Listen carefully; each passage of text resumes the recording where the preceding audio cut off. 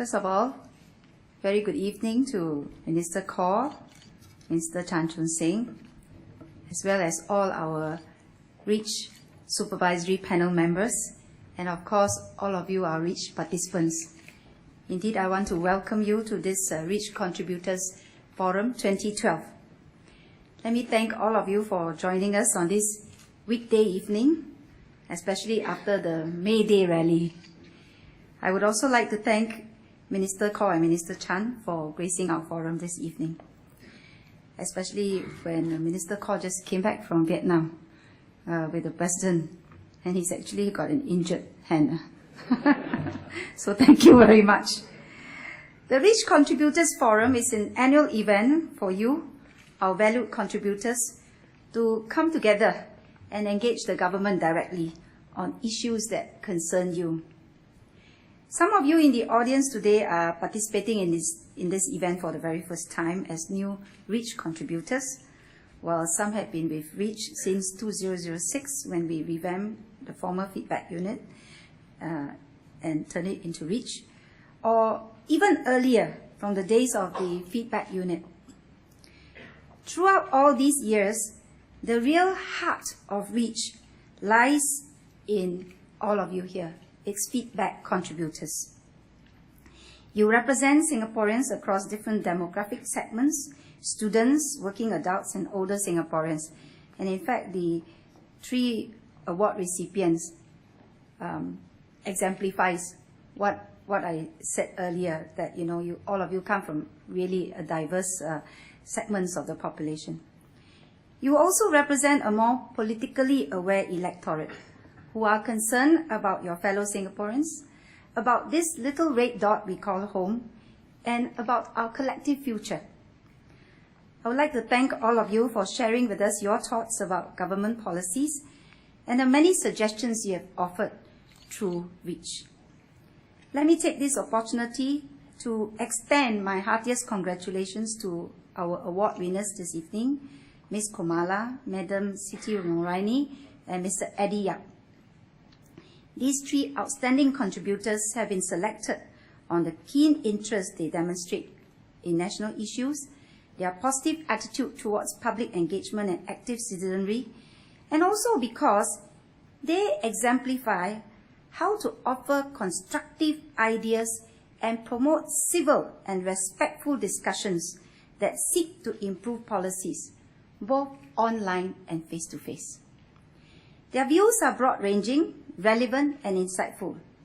I commend their passion, and REACH hopes to encourage more individuals like them to continue sharing their invaluable feedback to the government. Indeed, it has been an exciting journey of growth for REACH over the past 5 years, and I'm happy to see that our contributors have also grown with us. 2011 was an especially significant period of growth on various fronts for REACH. In terms of volume, REACH received about 52,000 feedback inputs last year, which is 62% more than what we received in 2010, and more than 5 times the 9,400 feedback inputs we received in 2006. Part of this significant growth in feedback inputs has occurred through REACH's online channels, such as its discussion forum and Facebook, as well as new contributors actively sharing their feedback on these platforms. On the REACH discussion forum, the number of online postings more than doubled, from about 10,700 in 2009 to about 28,000 last year. This trend looks set to continue this year, which has received via its various feedback platforms 18,000 feedback inputs for the first 3 months of this year, which is a 45% increase compared to the same period last year. Even as we have expanded our online channels, I would like to assure all of you that our more traditional or conventional platforms still remain fundamental to the identity of REACH. Dialogue sessions and forums such as these evenings provide opportunities for Singaporeans to directly engage in face-to-face discussion with key policymakers.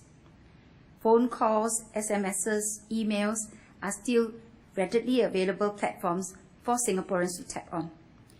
To this end, We hope that Singaporeans will realize as well that the government is serious and committed towards finding ways to reach out to them, and Singaporeans can choose the platform which works best for them.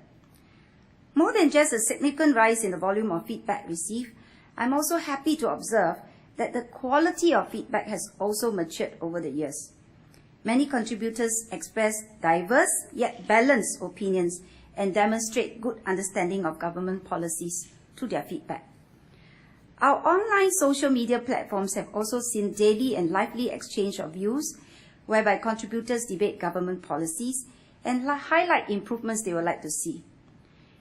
Now, these posts have ranged from rambling to ranting to hard rendering, but many are well calibrated, and a few sparkle for their brilliance and careful construction. In general, rich contributors' views have been engaging. Prime Minister Lee Hsien Loong has recently launched his official Facebook page, an additional channel for him to connect with citizens. It has drawn much interest from Singaporeans. While there are some netizens who see this as a PR exercise, Singaporeans and rich contributors generally welcome our PM's efforts to engage the public through Facebook. Some of you may ask if this will affect Rich's role in engaging Singaporeans to give their views on government policies. I see the PM's Facebook page as adding to the many channels that the government already has through its ministries, agencies, and leaders to connect with Singaporeans.